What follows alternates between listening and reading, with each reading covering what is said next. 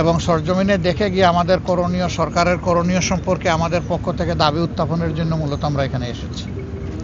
তা আমি সর্বপ্রথম সেই সমস্ত মানুষদের প্রতি সহানুভূতি জ্ঞাপন করছি এবং তাদের আত্মার মাগফিরাত কামনা করছি যে সম্প্রতি বন্যায় যারা নিহত হয়েছেন পাহাড় ধসের কারণে বা বিভিন্ন কারণে। বিশেষভাবে আমরা খুবই উদ্বিগ্ন। চট্টগ্রাম মহানগরী হচ্ছে বাংলাদেশের বাণিজ্যিক রাজধানী, কিন্তু একটু বর্ষা নেমে আসলেই পুরা চট্টগ্রাম মহানগরীতে দুর্ভোগ দেখা দেয়। নালা নর্দমা উপচে পড়ে, বিভিন্ন ধরনের অসুবিধার কারণে 2-1টা মৃত্যুর ঘটনাও গতবার ঘটেছে। তো এই সব নিয়েই সরকারের দায়িত্ব মূলত এগুলা সমাধান করা, কিন্তু বিরোধী দল হিসাবেও আমাদের দায়িত্ব আছে বিষয়গুলা সরকারকে ধরে দেওয়া এবং জনগণের হয়ে দাবি আদায় করা, কাজ করা। আমাদের আজকের আশাটা অনেকটা সেরকমই। আমরা ইনশাল্লাহ এখান থেকে বাঁশখালী যাচ্ছি, বাঁশখালীর থেকে ফেরার পথে আমরা লোহাগাড়া এবং সাতকানি আমরা চেষ্টা করব।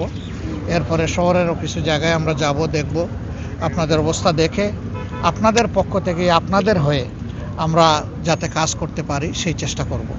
তাছাড়াও আমাদের পক্ষ থেকে আমাদের সীমিত সামর্থ্য অনুযায়ী আমরা এই বিপন্ন মানুষের পাশে দাঁড়াবো।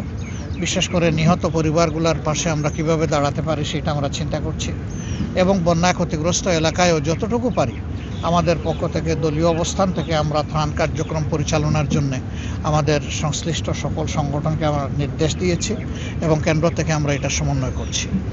দেশের 4টা বিভাগে মূলত এই সমস্যা দেখা দিয়েছে: চট্টগ্রাম বিভাগ, সিলেট বিভাগ, রংপুর বিভাগ এবং ময়মনসিংহ বিভাগ।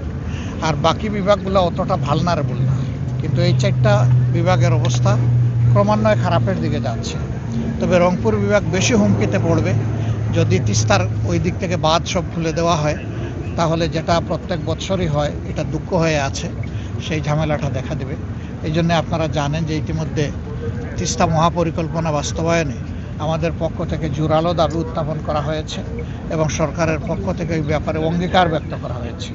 আমরা এখন সেই অঙ্গীকার বাস্তবায়নের অপেক্ষায় আছি। আমরা জানি প্রজেক্টটা অনেক বড়, সময় লাগবে, কিন্তু আন্তরিকভাবে কাজটা শুরু হোক, দৃশ্যমানভাবে জনগণ এটা দেখতে চায়।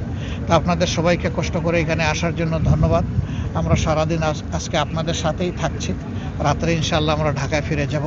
সেই পর্যন্ত আপনারা ভালো থাকবেন, আমাদেরকে সহযোগিতা করবেন, জনগণের কথাগুলো মানুষের কাছে পৌঁছায় দিবেন, দুঃখের কথাগুলো। সবাইকে ধন্যবাদ। আসসালামু আলাইকুম।